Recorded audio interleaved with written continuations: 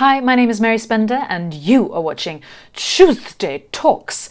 And in this week's episode, I'm going to tell you why I gave up on the idea of being signed by a record label with the help of two pieces of footage from interviews that I've seen recently.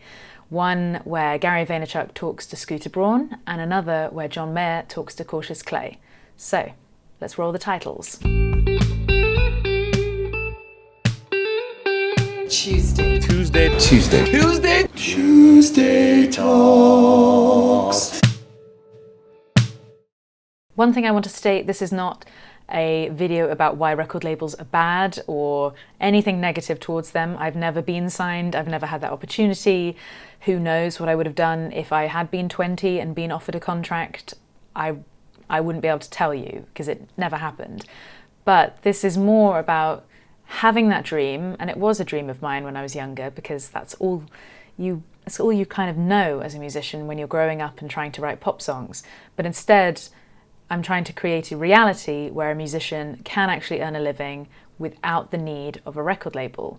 And that is very possible in this day and age. It's more possible now than ever, and I definitely feel like I might be a little bit of proof of that.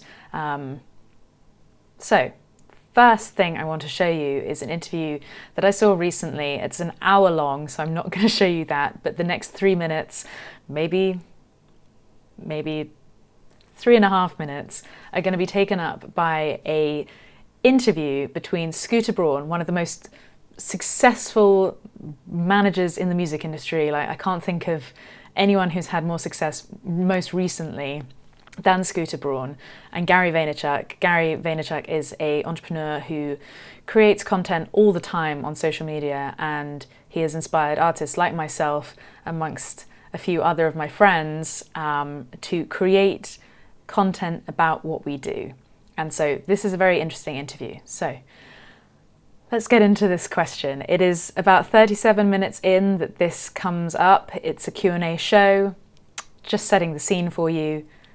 Let's watch it. Is the goal to get signed? Like, I think the goal is the most important question. Yeah, definitely the goal would be to get signed.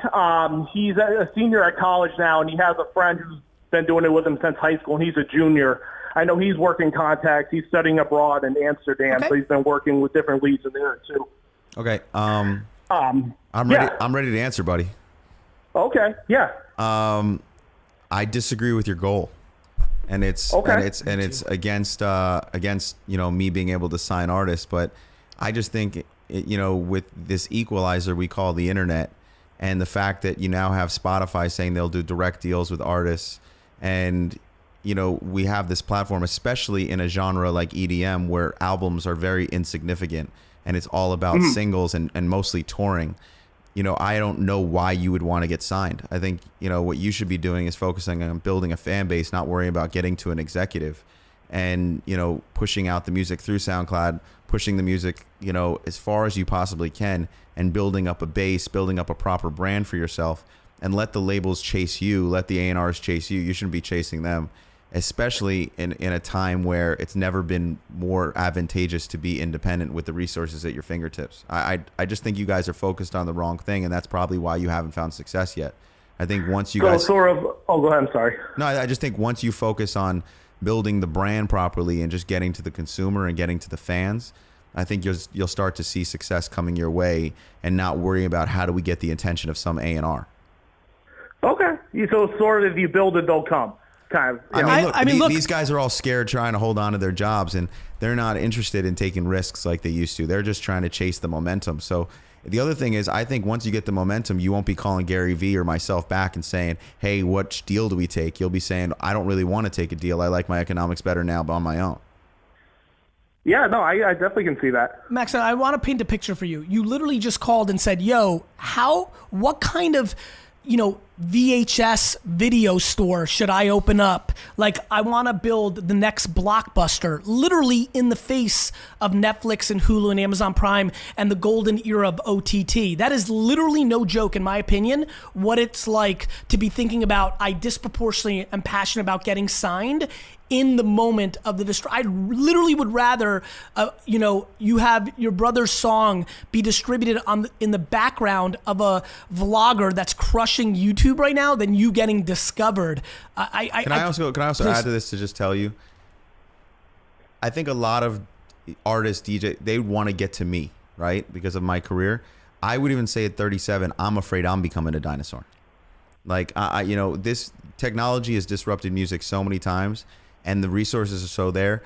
I got kids now. I got, 100 different businesses. The way I built an artist was because that artist was 24/7 my sole purpose. And I think that the resources I have now can take an artist from stage A to G. We'll skip all the other letters because I have the network, but I can't do it without someone getting to step A. And, step A is really breaking it themselves and having that passion. And if you guys are talking about this and you're calling in from Vermont when he's in New Mexico, it means that you got a lot of passion for your brother. And I would use that passion because you don't have to be next to him. I mean, when I was doing Justin, he was in Canada half the time and I was doing it from Atlanta. I mean, the resources are there. The resources are there for you. Give it to the people, build it with them, and then you'll be having a very, very different discussion the next time you call. Wow. So honestly, when I was watching that at home, I think it was like a Friday night. I was editing a video and I just put on this episode. I'm fascinated with the music industry, always have been, and now working in it. It's great to stay in touch with what is going on and what is being said. But literally, when I heard him say that, I got really, really excited, and I knew I was going to be shooting this video, sort of commenting on why what Scooter Braun said is so important. And maybe it's kind of just like, if I'm honest, it's only encouraging me more to keep doing what I'm doing, because it's only me. It's just me, myself, and I. I am my own team. I don't have anyone else working with me in terms of like the music business side. This whole game, like, I am responsible for myself. I'm responsible for every part of my business. And, hearing something like that makes me realize that I'm doing the right thing for me. Obviously, this is not the right thing for everyone, but when someone like Scooter Braun is giving that advice for free, like, that's something he would tell you if you went and had a meeting with him. If you were my level or just starting out and you were like, I just really want to get to Scooter Braun. I just want to have an interview with him. I just want to have a meeting with him. I want him to consult me on where I'm going with my whole music career. That's exactly what he'd say. So you can save yourself the time of seeking him out and wasting his time, which is so valuable, and just do it yourself. And there are only so many hours in the day, and I know that, and everyone appreciates having a team and having people around them to help them in certain ways that maybe they can't.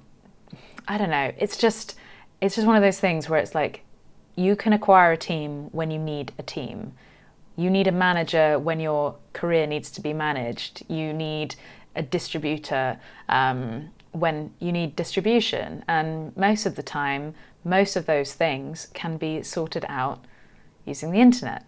He said, albums are insignificant. I feel like we've all kind of known that for a certain amount of time. I know that there's still some sentimental value behind the album, especially for artists trying to create it. I know that one day I will put out an album. It's just, there are so many things that go into that I don't have the infrastructure behind.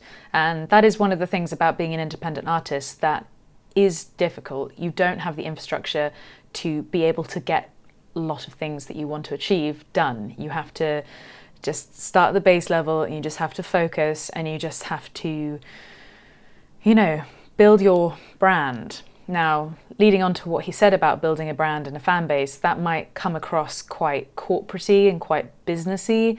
And to the consumer and to the fan, again, even consumer is very like, it's kind of like anonymous, whereas fan base is a little bit more genuine and sort of friendly from artist to fan relationship. All I can say is that those things are really important.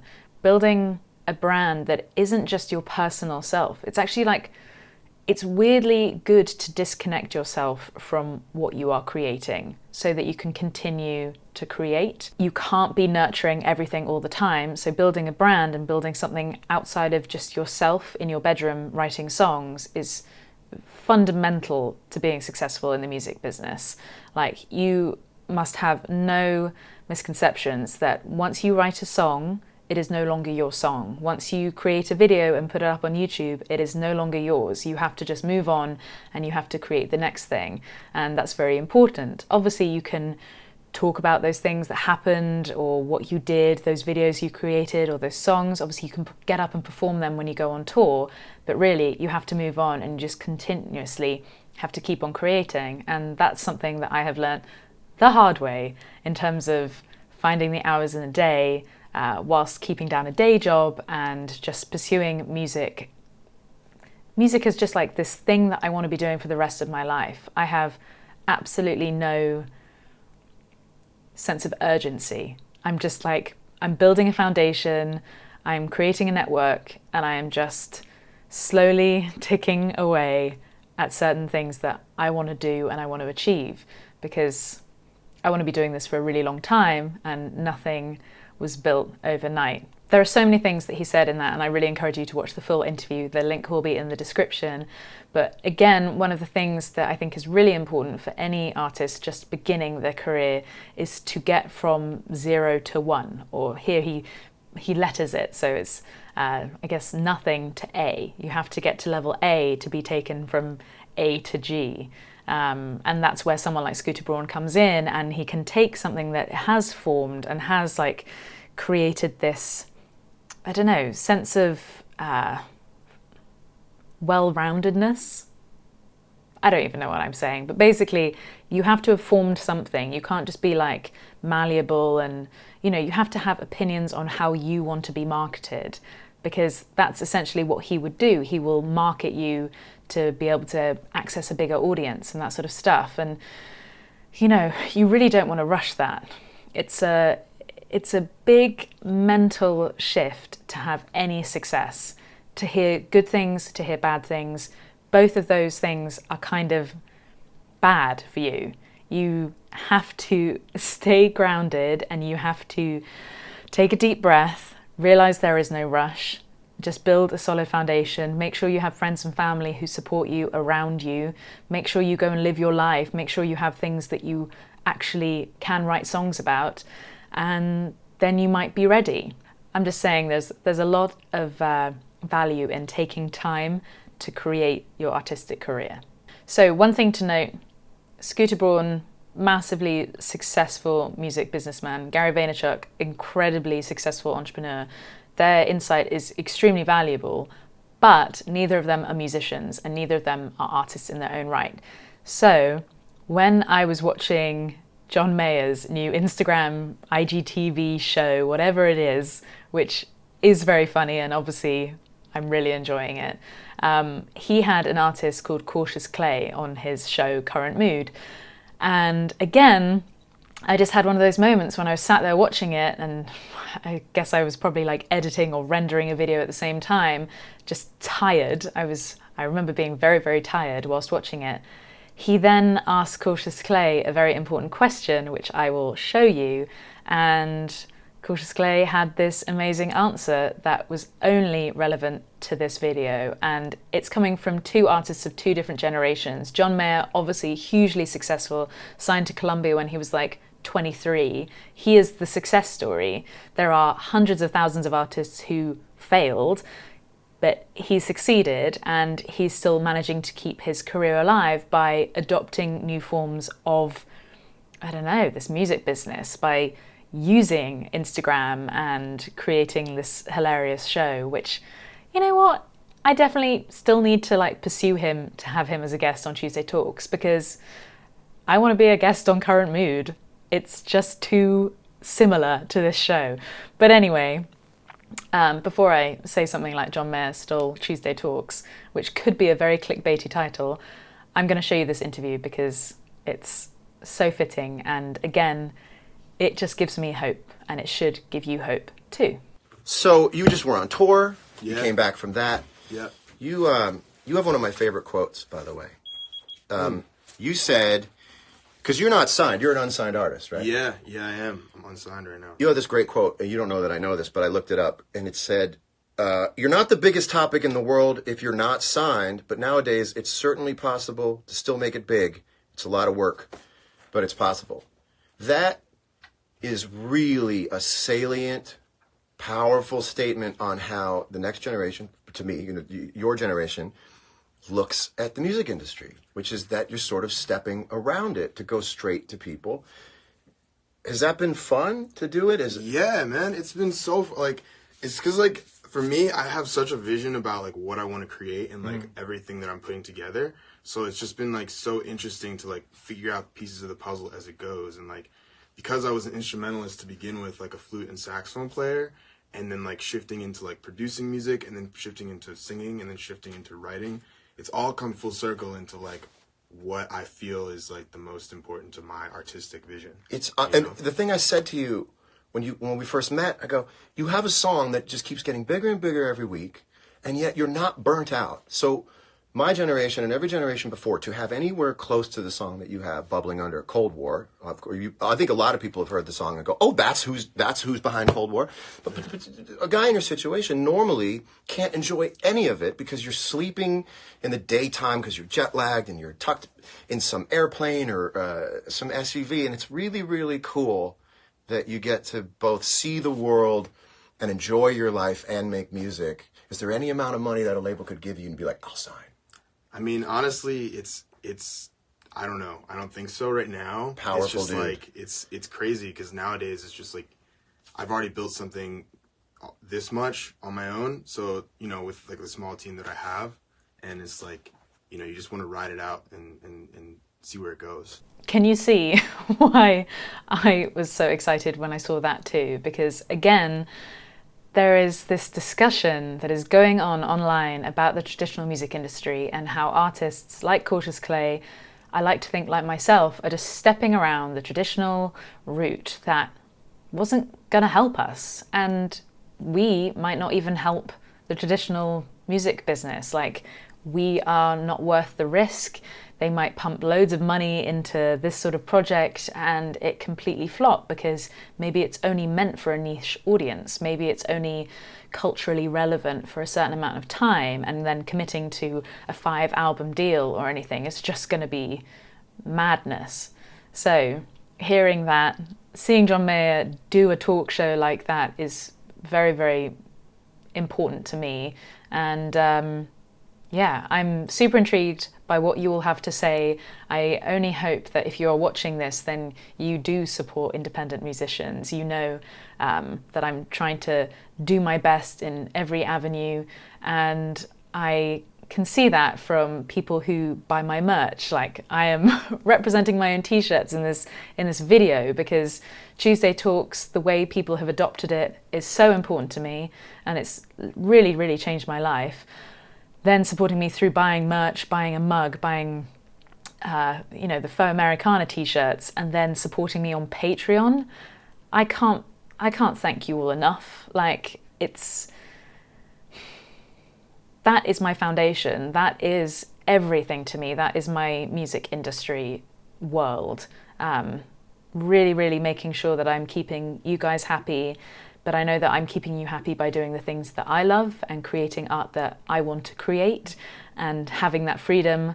I know it might take a little bit longer to get certain things out, like I am trying to get back in the studio to record more singles so that 2019 is just abundant with new music, which 2018 was, but then other things have been going on and happening. And yeah, I just appreciate everything you do by watching these videos, by supporting me on Patreon, by buying my merch, by sending me emails of support. And basically, this video is just to encourage every musician out there who still has the dream of getting signed.